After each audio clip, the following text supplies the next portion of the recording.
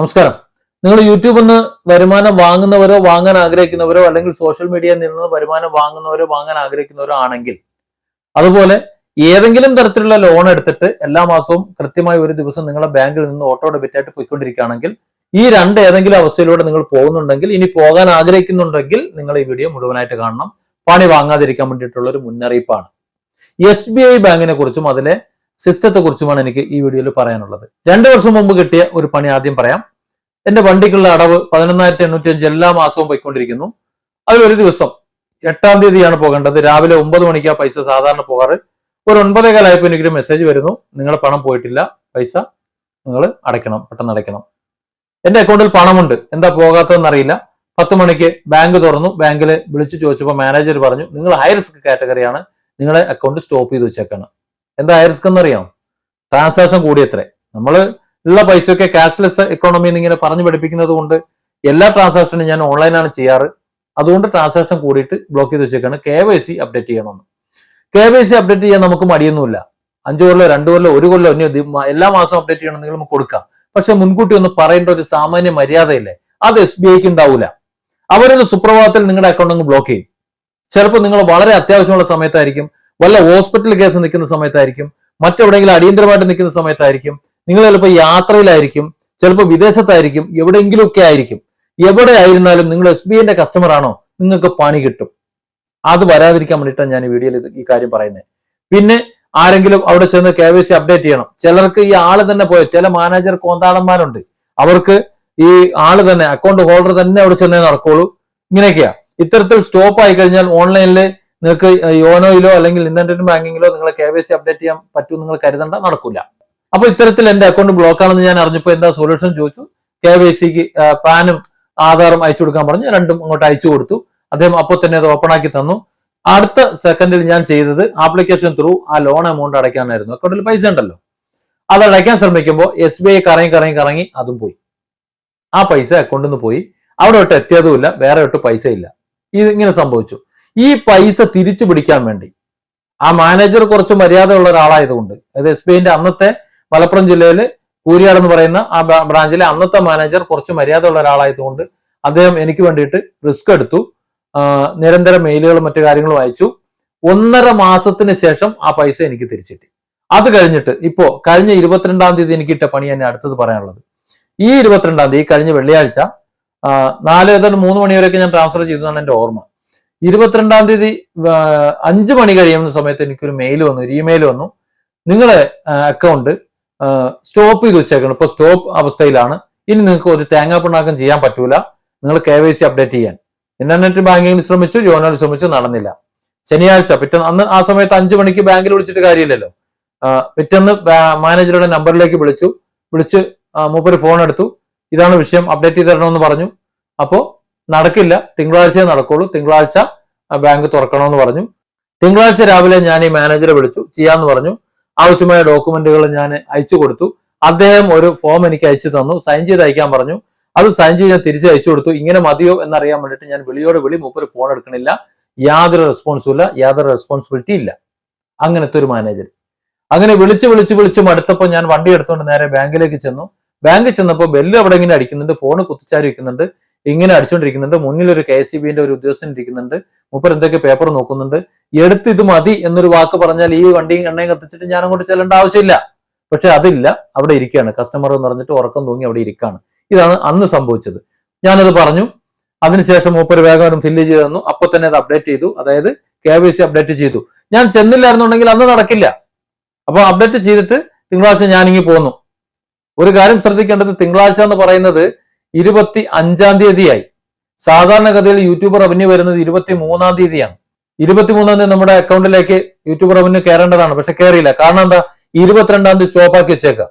അങ്ങനെ 25-ാം തീയതി രാവിലെ അക്കൗണ്ട് ഈ സ്റ്റോപ്പൊക്കെ മാറ്റി ശരിയായി കഴിഞ്ഞിട്ട് ഞാൻ അദ്ദേഹത്തോട് പറഞ്ഞു, നിങ്ങൾ ഇങ്ങനെ ഒരു റവന്യൂ വരാനുണ്ട്, ആ റവന്യൂ എത്തിയിട്ടില്ല, അതുകൊണ്ട് നിങ്ങൾ അതൊന്ന് വെരിഫൈ ചെയ്യണം, ഈ പണത്തിന് എന്ത് സംഭവിച്ചു എന്ന് അന്വേഷിക്കുമെന്ന് അദ്ദേഹത്തോട് പറഞ്ഞു. അതൊക്കെ നോക്കാന്ന് ഇങ്ങനെ പറഞ്ഞെങ്കിലും അദ്ദേഹം സഹകരിച്ചില്ല എന്ന് മാത്രമല്ല, മൂപ്പര് മൈൻഡ് ചെയ്തില്ല. മൂപ്പർക്ക് കൃത്യമായി 1-ാം തീയതി ശമ്പളം കിട്ടുമല്ലോ, അതുകൊണ്ടായിരിക്കും മൂപ്പരത് നോക്കിയില്ല. ഏതായാലും ഞാൻ നിരന്തരം ഫോൺ ചെയ്തു, ഫോൺ എടുക്കാതെയായപ്പോൾ ഞാൻ പരിസരത്തുള്ള ബ്രാഞ്ചുകളിൽ വിളിച്ചിട്ട് ഇവരുടെയൊക്കെ ഒരു സീനിയർ അതോറിറ്റി ഉണ്ടാവുമല്ലോ, ആ അതോറിറ്റിന്റെ കോൺടാക്ട് നമ്പർ ഞാൻ തപ്പിയെടുത്തു. അത് എനിക്ക് തോന്നുന്നു വിളിക്കുന്നതിന് മുമ്പ് ഇദ്ദേഹത്തിന് ഇൻഫർമേഷൻ കൊടുത്തു എന്ന് തോന്നുന്നുണ്ട്. പിന്നീട് ഞാൻ വിളിച്ച സമയം മുതൽ ഇദ്ദേഹം മുടങ്ങാതെ കൃത്യമായി ഫോൺ എടുക്കുന്നുണ്ട്, മര്യാദയ്ക്ക് സംസാരിക്കുന്നുണ്ട്. അപ്പോൾ ഏതെങ്കിലും ബ്രാഞ്ചിലുള്ള ആരോ വിളിച്ച് ഇദ്ദേഹത്തിന് പറഞ്ഞിട്ടുണ്ടാവും, ഇദ്ദേഹത്തിന്റെ പ്രശ്നം നിങ്ങൾ സോൾവ് ചെയ്യാൻ മര്യാദ സംസാരിച്ചില്ലെങ്കിൽ അദ്ദേഹം നിങ്ങളുടെ ആരോ അതോറിറ്റി പോകും, നിങ്ങൾക്ക് പണിയാകും എന്ന് പക്ഷേ ചിന്തിച്ചിട്ടുണ്ടാവും, അറിഞ്ഞിട്ടുണ്ടാവും എന്ന് തോന്നുന്നു. അതുകൊണ്ടാണ് അദ്ദേഹം പിന്നെ ഫോൺ എടുത്തത്. ഏതായാലും ഇന്നേ ദിവസം വരെ അത് സോൾവ് ചെയ്തില്ലായിരുന്നു. ഇന്ന് രാവിലെ മുതൽ ഞാൻ അദ്ദേഹത്തോട് പറയുന്നുണ്ട്, ഗൂഗിളിൽ റിക്വസ്റ്റ് കൊടുക്കാൻ വേണ്ടിയിട്ട് നിങ്ങൾ അക്കൗണ്ടിൽ പൈസ ക്രെഡിറ്റ് ചെയ്തിട്ടില്ല എന്നുള്ള ഒരു സാക്ഷ്യപത്രവും ആ പ്രസ്തുത ദിനങ്ങളിലെ 20-ാം തീയതി മുതൽ 28-ാം തീയതി വരെയുള്ള ഒരു സ്റ്റേറ്റ്മെന്റ് നിങ്ങൾ അയച്ചു തരണമെന്ന് പറഞ്ഞിട്ട് മേലോട്ട് നോക്കിയിരിക്കണേ, ദേ വരും എന്ന് പറഞ്ഞിട്ട് കാത്തുനിന്നു. അവസാനം ഞാൻ ഈ വീഡിയോ ഷൂട്ട് ചെയ്യുന്നതിന് ഒരു മണിക്കൂർ മുമ്പ് ഞാൻ നേരിട്ട് പോയി, അതായത് 4 മണിക്ക് 3:30 കഴിഞ്ഞപ്പോൾ ഞാൻ ബാങ്കിലേക്ക് പോയി. ബാങ്കിൽ ചെന്നപ്പോഴും മുപ്പര് മേലോട്ട് നോക്കിയിരിക്കുകയാണ്. ഇങ്ങനെയുള്ള മാനേജർമാരാണുള്ളത്. കസ്റ്റമറുടെ ആവലാതിക്കോ ആവശ്യങ്ങൾക്കോ യാതൊരു ഉത്തരവാദിത്വമില്ല. അത് മാത്രമല്ല, മാനേജർ മുകളിലേക്ക് വിളിക്കുമ്പോൾ മുകളിലുള്ളവർക്ക് അറിയില്ല, അതും കൂടെ പറയണമല്ലോ. മാനേജർ മുകളിലേക്ക് വിളിക്കുമ്പോൾ മുകളിലുള്ളവർ പറയണം അത് കയറിക്കോളും, അത് അങ്ങനെ ചെയ്തോളും, ഇങ്ങനെ ചെയ്തോളും. അവസാനം ഇന്ന് ഞാൻ അറിയുന്നു, ആ സ്റ്റോപ്പ് ചെയ്തിരുന്ന സമയമുണ്ടല്ലോ, ആ വെള്ളിയാഴ്ച മുതൽ തിങ്കളാഴ്ച വരെയുള്ള സമയം, ഇതിനിടയിൽ അക്കൗണ്ടിൽ പൈസ കയറാൻ ശ്രമിച്ചു, കയറിയില്ല. ആ പണം ഗൂഗിളിലേക്ക് തിരിച്ചുപോയി. അപ്പോൾ ആ പണത്തിന് വേണ്ടി റിക്വസ്റ്റ് കൊടുക്കാനാണ് ഞാൻ ഷാജൻ സ്കറിയയുടെ സഹായം തേടിയപ്പോൾ അവിടെ നിന്ന് കിട്ടിയൊരു ഇൻഫർമേഷൻ അനുസരിച്ച്, അവർ തന്ന ഒരു ഇമെയിൽ അനുസരിച്ചിട്ട് കൊടുക്കാൻ വേണ്ടിയിട്ടാണ് ഞാൻ ഈ ബാങ്ക് മാനേജറെ രാവിലെ മുതൽ കാല് പിടിക്കുന്നത്. എന്നിട്ട് വൈകുന്നേരം ഞാൻ അവിടെ ചെന്നതിന് ശേഷം മാത്രമാണ് അദ്ദേഹം ഒന്ന് കൈകൊണ്ട് അനക്കിയത്. ഇത് ഒരു ബ്രാഞ്ചിലെ മാനേജറെ അവസ്ഥയാണ്. അതുപോലെ അപ്പലേറ്റ് അതോറിറ്റി ഈ പൈസ എങ്ങോട്ട് പോയി എന്ന് ആർക്കും അറിയില്ല, അത് പരിശോധിക്കാൻ അവരുടെ സിസ്റ്റത്തിൽ ഇല്ല. അതായത് ഗൂഗിളിൽ നിന്ന് പൈസ SBIന്റെ പ്ലാറ്റ്ഫോമിലേക്ക് വന്നു, SBIന്റെ പ്ലാറ്റ്ഫോമിൽ നിന്ന് എനിക്ക് ഇന്റിമേഷനും കിട്ടി, മെസ്സേജും കിട്ടി, നിങ്ങൾ ഇത്ര ഡോളർ ഇതേ വന്ന് കയറാൻ പോകുന്നു എന്ന് പറഞ്ഞ് മെസ്സേജും കിട്ടി. അതിനുശേഷമാണ് ഈ അക്കൗണ്ട് ബ്ലോക്ക് ആവുന്നത്. ബ്ലോക്ക് ആയതുകൊണ്ട് ആ പണം കയറിയില്ല. കയറാതെ അത് എന്ത് ചെയ്തു, എങ്ങോട്ട് പോയി എന്നതിനെ കുറിച്ച് യാതൊരു വിവരം SBIയിലില്ല. അതായത് SBIയിൽ അക്കൗണ്ട് ഉണ്ടോ, നിങ്ങൾ യൂട്യൂബുമായിട്ടോ ലോൺ അക്കൗണ്ടുമായിട്ടോ നിങ്ങൾ ബന്ധിപ്പിച്ചു കഴിഞ്ഞാൽ നിങ്ങൾ കുടുങ്ങും. അത് വരും. എനിക്ക് 2 പണി കിട്ടി, മുട്ട പണിയാണ് കിട്ടിയത്. വലിയ സാമ്പത്തികം ഉള്ളവർക്കൊന്നും പ്രശ്നമൊന്നുമില്ല. അതുകൊണ്ട് യൂട്യൂബേഴ്സ്, അതുപോലെ മറ്റ് ട്രാവലേഴ്സ്, ഇതുപോലെ കൈകാര്യം ചെയ്യുന്നവര് ബാങ്കിൽ നിന്നും നിങ്ങൾക്ക് വിവരം കിട്ടുമെന്ന് കരുതണ്ട. ബാങ്കിൽ നിന്ന് ഒരു നോട്ടിഫിക്കേഷനോ മറ്റു കാര്യങ്ങളോ ഒന്നും ആവശ്യത്തിന് കിട്ടൂല. ഇതുപോലെ നിങ്ങളെ അക്കൗണ്ട് ബ്ലോക്ക് ചെയ്യാൻ പോവുകയാണ്, KYC അപ്ഡേറ്റ് ചെയ്യാനുള്ളതാണ് എന്ന് പറഞ്ഞുകൊണ്ട് ഒരു മെസ്സേജ് നിങ്ങൾക്ക് വരൂല. SBIന്ന് ഒരു മെസ്സേജും കിട്ടൂല, നിങ്ങൾ കുടുങ്ങും. 2 വട്ടം ഞാൻ കുടുങ്ങിയതാണ്. ഇനി ഞാൻ ചെയ്യാൻ പോകുന്നത് 2 SBI അക്കൗണ്ട് ഉണ്ട്. ആ 2 SBI അക്കൗണ്ടുകൾ ഞാൻ ക്ലോസ് ചെയ്യാൻ പോവുകയാണ്. 2 SBI എന്തിനാന്ന് വെച്ചാൽ ഒന്ന് വൈഫിന്റേതാണ്, ഒന്ന് എന്റേതാണ്. ഇത് രണ്ടും ക്ലോസ് ചെയ്ത് ഞാൻ മറ്റ് ബാങ്കിലേക്ക് പോവുകയാണ്. ഞാനതിപ്പോ മാനേജറോട് പറയുകയും ചെയ്തു, ഞങ്ങളെപ്പോലുള്ളവർ വന്ന് പറയുമ്പോൾ സീരിയസ് ആയിട്ട് എടുത്ത് പരിശോധിക്കാത്തത് കൊണ്ട് മാത്രമാണ് പോകേണ്ടി വരുന്നതെന്ന് അദ്ദേഹത്തെ മൂത്തോക്കി പറഞ്ഞിട്ടുണ്ട്. SBI എന്ന് പറഞ്ഞു കഴിഞ്ഞാൽ കസ്റ്റമറുടെ പൈസ എങ്ങോട്ട് പോകണമെന്ന് അന്വേഷിച്ച് കണ്ടെത്തി തരാനോ മറ്റു കാര്യങ്ങൾക്കോ യാതൊരു ഉത്തരവാദിത്വമില്ലാത്ത ബാങ്കാണ്. കസ്റ്റമർ കെയറിൽ വിളിച്ചിട്ടും കാര്യമില്ല. ഇന്ന് രാവിലെ ഞാൻ കസ്റ്റമർ കെയറിൽ വിളിച്ചിട്ട് അവർക്ക് ഒരു തേങ്ങ അറിയില്ല. അവർ നേരെ ബ്രാഞ്ചിക്ക് വിളിക്കാനാ പറയുന്നത്. ബ്രാഞ്ചിലിരിക്കുന്ന മരങ്ങോടന്മാർക്ക് അത്രയും അറിയില്ല, എന്ത് ചെയ്യണമെന്ന് അറിയില്ല. ഈ പൈസ എങ്ങോട്ട് പോയി? ബാങ്കിൽ നിന്ന് നമുക്ക് മെസ്സേജ് വന്നു, അതിനർത്ഥം എന്താണ്? ബാങ്കിൽ ഈ പണം എത്തിയിട്ടുണ്ട്, നമ്മുടെ അക്കൗണ്ടിലേക്ക് ക്രെഡിറ്റ് ആയിട്ടില്ല എന്നേ ഉള്ളൂ. ബാങ്കിൽ നിന്ന് ഇന്റിമേഷൻ അയച്ച ശേഷം ഈ പണം അങ്ങനെ തിരിച്ചുപോയി. അപ്പോൾ ഇത് സ്റ്റോപ്പ് ആയതുകൊണ്ടാണ്. അപ്പൊ തിരിച്ചു പോയ വിവരം SBIയിൽ അറിയണ്ടേ? ആ വിവരം നമുക്ക് അറിയിച്ചു തരാൻ യാതൊരു നിർവാഹവുമില്ല.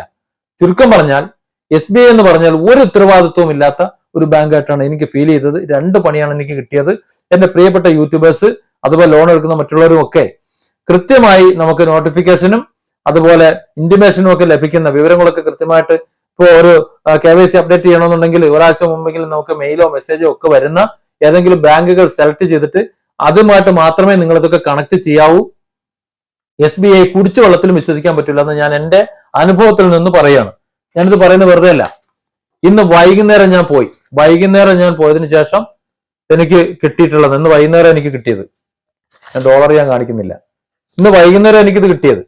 രാവിലെ മുതൽ ആ ചങ്ങായി ഞാൻ വിളിക്കുകയാണ്. എന്റെ ഒരു ദിവസം അങ്ങോട്ട് കളഞ്ഞു, ഇതിനു മുമ്പും കളഞ്ഞു. ഇത് കൂരിയാടുള്ള മാനേജർ, അതായത് മലപ്പുറം ജില്ലയിൽ കൂരിയാട് ബ്രാഞ്ചിലെ മാനേജറുടെ കാര്യമാണ് ഞാൻ പറയുന്നത്. 70-610 തോന്നുന്നുണ്ട് അല്ലേ? 70-610 അവരുടെ IFSC 70-610 അതിലെ മാനേജറെ കഥയാണ് പറയുന്നത്. എന്നാൽ നല്ല മാനേജേഴ്സ് വേറെ ഉണ്ട് കേട്ടോ, അത് ഇല്ലാന്നല്ല. പക്ഷെ ഏത് മാനേജർ ഉണ്ടെങ്കിലും അവരുടെ മുകളിൽ നിന്ന് ഒരു അപ്പലേറ്റ് അതോറിറ്റി ഡോക്യുമെന്റ് തരണ്ടേ? അവിടെ നിന്നും കിട്ടൂല. അതുകൊണ്ട് നിങ്ങൾ SBI നോക്കണ്ട, വേറെ വല്ല ബാങ്ക് നോക്കിക്കൊണ്ടി.